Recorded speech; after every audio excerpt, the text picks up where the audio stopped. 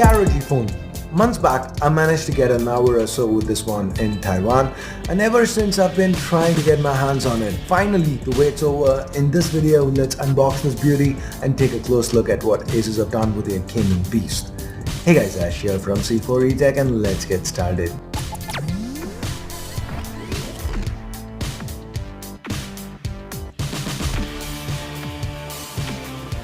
If you do end up liking what you see, don't forget to turn on notifications by clicking that bell icon. And in case you've not checked it out, well, here's a card to a monthly giveaway. Now this is the box the ROG phone comes in. It's unique. I've never seen something quite like this for a smartphone. Opening it up. First, the ROG phone itself looks unique, amazing. Can't wait to get to it.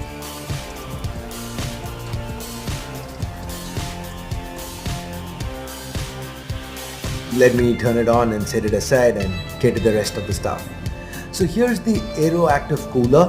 This is an extra fan that kind of helps the ROG phone sustain peak performance for longer, and with this comes a small flaw. Asus are claiming that the ROG phone is water resistant. No IP rating or anything, but they are calling it water resistant, and maybe that's why they are providing a rubber grommet for the side ports. It is quite difficult to pull out, and I'm sure a lot of people might end up misplacing it.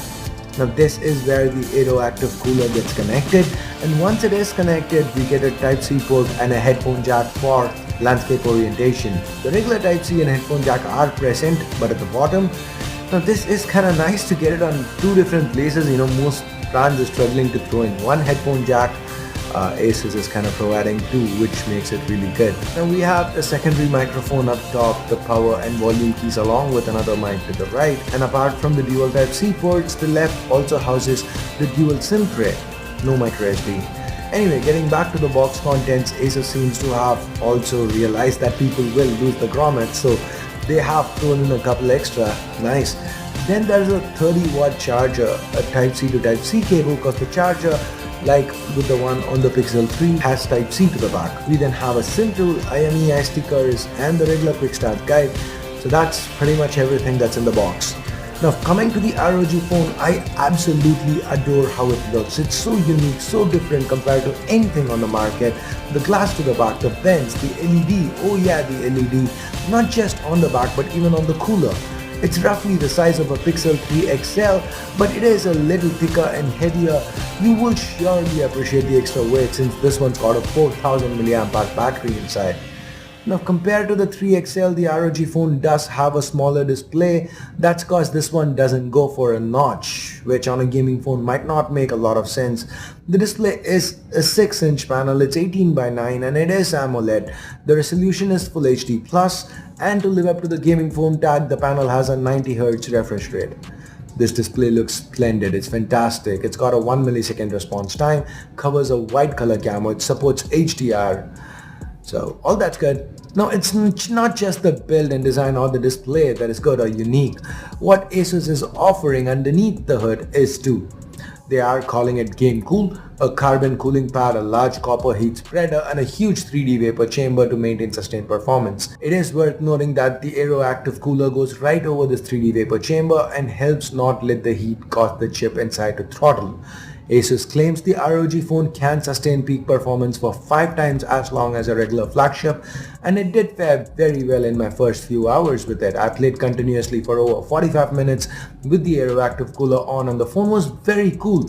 The temperatures were under 40 degrees, which was great, but of course I'm gonna have to test it more and without the Aero Active Cooler as well. So right now let's leave that, put it under the list of things that we're going to talk about in the full review. Now forgetting all that, the chip inside, that's unique too. Yes, it's a Snapdragon 845. We've seen it on a lot of phones including Asus's own Zenfone 5C, but this one is speed bend. So it hits a clock speed of 2.96 GHz. It is also paired with 8 gigs of RAM and 128 or 512 gigs of onboard storage, which is quite important since the ROG phone does not support microSD expansion. The stereo front-firing speakers aren't unique, but they are the loudest I've come across. Yes, the Pixel 3 XL has stereo audio as well, but this is leaps and bounds louder. It's kind of full as well. The audio via the headphone jack that I tried out via the Zenova Ocala That was great too. By the way, you could get a ROG headset and sync up LED. Yep, it's all Aura Sync capable. And remember that 30-watt charger we saw during the unboxing? Now there's an IC included here. It is there so the phone doesn't get heated up while charging, and Asus claims the ROG phone can go from 0 to 60 in just 30 minutes. Now remember, that's with a 4000 mAh battery. On the software side of things, we've got a custom ROG UI on top of Android 8.1 Oreo. Kind of feels like a tweaked version of Zen UI, but there are quite a few unique features, cool features included, like the X mode, which is a gaming mode triggered via a squeeze. Cool, right? The animation's neat, the user interface feels really fast and snappy, and talking about trigger, we get air triggers. So we can map different points to a kind of shoulder trigger. It's quite nice. For example, with PUBG, I have left trigger to aim, right trigger to shoot, just like I would with a regular controller. So now, moving on from all that, let's talk cameras.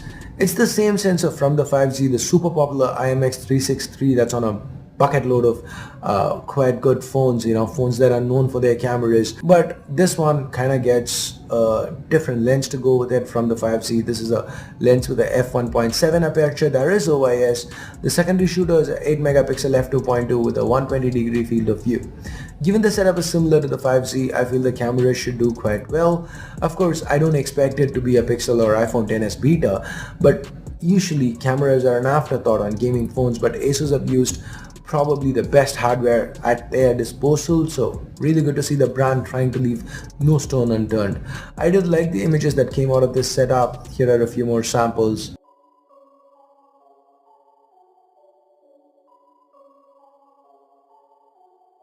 And now let me play a tiny little clip from my ROG hands-on from Taiwan. They are not just building a ROG phone, they are building an ROG gaming ecosystem for phones. So, do you like streaming? Well, here you go, the twin view dock. Game ergonomically, and you can check out the comments. By the way, this dock comes with a 6000 mAh battery built in. And then there's a mobile desktop dock. This one lets you map any part of the display to the keyboard and mouse. Definitely gives you a very competitive advantage when it comes to gaming. In my time with it, it felt smooth and lag-free. That's a theme here. With other brands in the past, I've felt things were good, but felt first gen-ish. But that's not the case here with ROG. Asus seem to have leveraged the ROG gaming experience for mobile. They've done it quite well here, and nothing feels really first gen-y, if that's a word. It all feels very polished, and Asus still were not done. There's more. There's game-wise. Snaps right on and kinda makes the ROG phone into a Switch. Guys, as a reviewer, I've played Asphalt 8 over 1,000 times. The same damn track for testing over and over again to show you guys on camera for various different phones. But I've never felt it play smoother than when I did while testing this. The controls were super responsive. Again, you get to map things out. Then there is the Asus YGig dock to let you stream lag-free to any device with an HDMI port. So these are accessories sold separately, of course, but I'm happy to see such a strong ecosystem made available right at